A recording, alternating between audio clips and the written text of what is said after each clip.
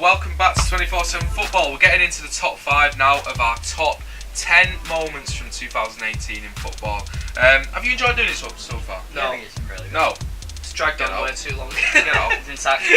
No, but we're on to number 5 now. If you are enjoying it, please subscribe to the channel. I'm already plugging that in there. So, moving on to number 5, Real Madrid's 3rd straight Champions League. What an achievement first from that club. Yesterday we talked about Liverpool getting into the final, but Real Madrid 3 straight Champions Leagues. I never thought that'd be possible. What did you think, Luke? I think obviously the team that they had at the obviously without Ronaldo now, but the team they had, they're always banked to win it again. The team they've got is unbelievably good.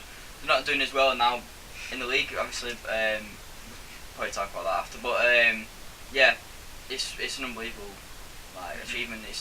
It's a thing where it's like you don't expect it, but you think, just look at the team. You sort of expect it, but you don't. You know what I mean? Like you think, oh, they might win one, and they might lose one. You know what I mean? But they all seem to do really well in the Champions League. Yeah.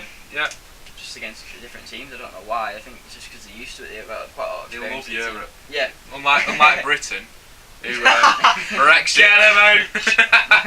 Nigel Farage's bar the army. But no, seriously, did you think that because it was Real Madrid, they were expected to win, that it took the shine off it a little bit? It didn't get as much recognition as they deserved. I completely agree with that. I think that the fact they won 3 straight Champions Leagues, you'd be like, oh my god, it was Madrid who did it though. It's like, oh right. Yeah. It's almost expected. It's fantastic though. But I think there's been managers in the past that have took over an unbelievable team like Madrid and they just can't seem to do it. They just can't seem to get to that Champions League final and win it.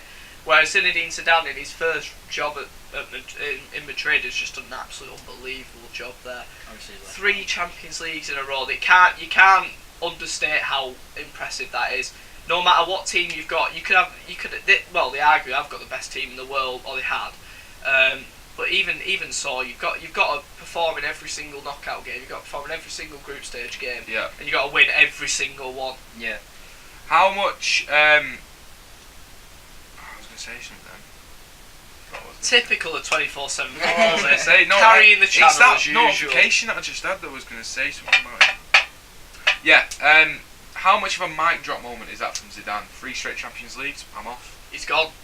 And Man United are going to be looking at him now, aren't they? Especially after. Yeah, but I don't. Like we said, it is a ridiculous achievement that they've done it. I want to say, could someone else have done that with the squad that he had at Real Madrid? But I don't think they could, to be honest. I think it reminds me of sort of Guardiola coming into the Premier League when everyone said, oh, he's already done it with the big team. You know, when he's only managed Bayern, Barcelona, stuff like that. He's had it on a plate, but you've seen coaches come over that have done absolutely nothing.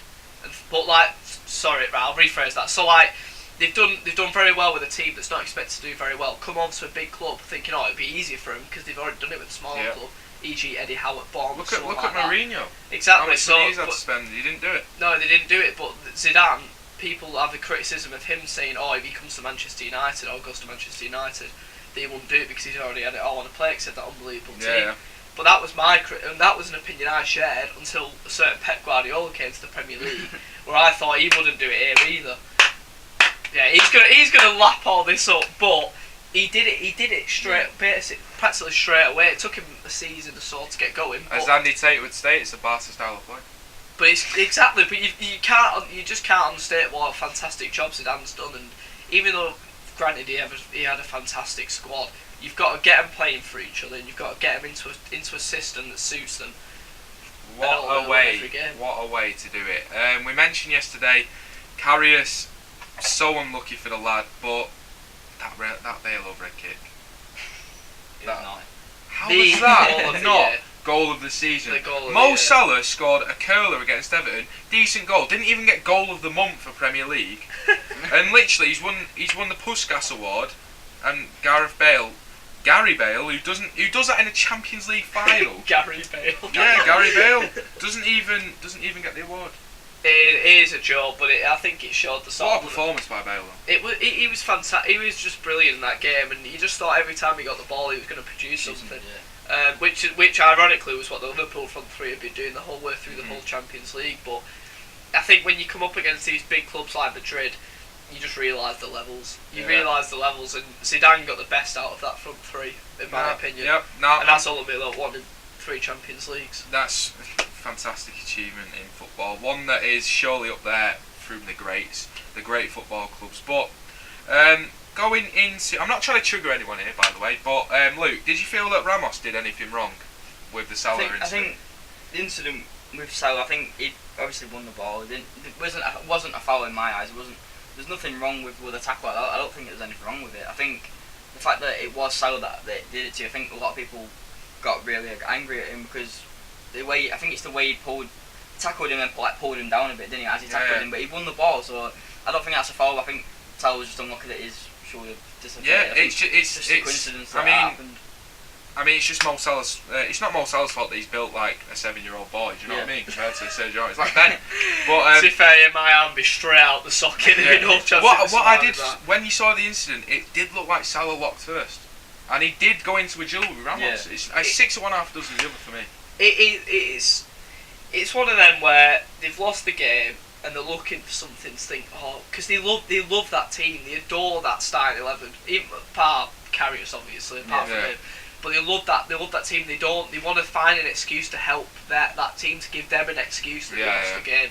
But ultimately, I agree with you. I don't think there's much wrong with it. I was surprised the Liverpool fans didn't bring up any racist tweets from Ramos's. From 2009, his old Bebo account. We're gonna find it. Yeah, but I just thought that, and Salah and like other Liverpool players like Bobby Firmino still throw shade at Ramos for not really doing anything wrong. Ramos is a serial winner.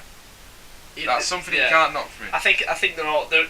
I mean, I don't like Ramos. I think he's a bit of a scummy guy, but he wins your titles, he wins your domestic trophies, he wins your European trophies. There's a bit of rivalry with Lovren as well and Ramos over Twitter. That was it, Lovren as well. Like, I'm not being funny, but Lovren, stay in your lane, mate. I know when stay in your lane. He said, didn't he? He was like, I've proven I'm one of the best defenders in the world, but Ramos just stays quiet, doesn't he? He does his talking on the pitch. He doesn't need to. He doesn't need to talk. He's done everything that he wants. He wants a centre half. He wins headers. He scores goals from centre half, from corners, things like that. He's unbelievable good at defending. I watched an interview with, I think it was Ronaldo. Ronaldo about Zidane, and he was saying that like he talks about to his defensive midfielders, but he'll like, after training and everything, he'll sit down with Ramos because obviously he's his captain. He sit down with him for like 3 hours and just talk to him personally. So it's like a personal level. They know each other on a personal level. It's not. Like, obviously Mourinho will probably just go home after training or anything like that, or he's going home now, isn't he? Yeah, he might have just gone, you know what I mean, just might have just gone home, but... Bye guys. Bye guys. Yeah, so... Out the car window, Harry Redknapp. I think that's what Zidane might have offered to United. He might just, bring something personal to the players. Yeah. Like, Lukaku might need someone behind him who reads on behind him, but, Zidane seems like a real good manager in Real Madrid eyes, so, yeah. Yeah, I've got to agree.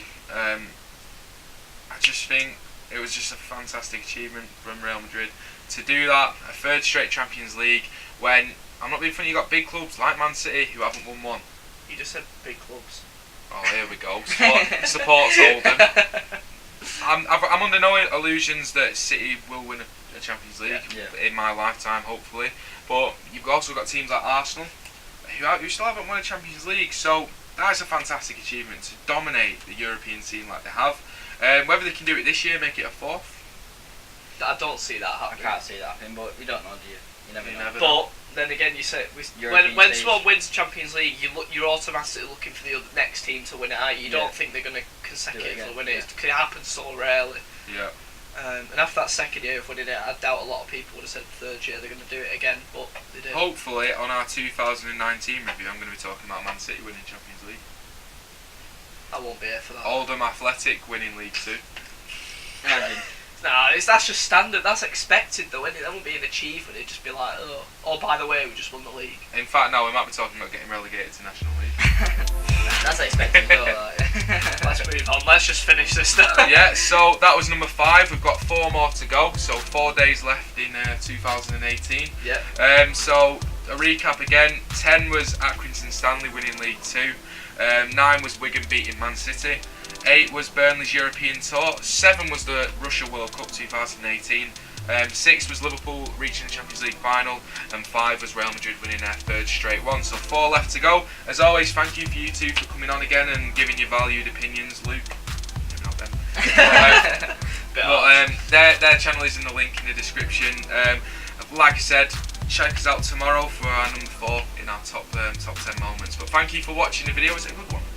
They're all good ones. This one's a touching one tomorrow. Yeah, it's nice. It's nice, this one. We'll have to have our serious head on this. Yeah. So thank you very much for watching the video. Subscribe to the channel, like the video, please, and like I said, subscribe to these guys. Check us out on social media. Just enjoy the rest of your day, and we'll see you tomorrow. Thank you very much.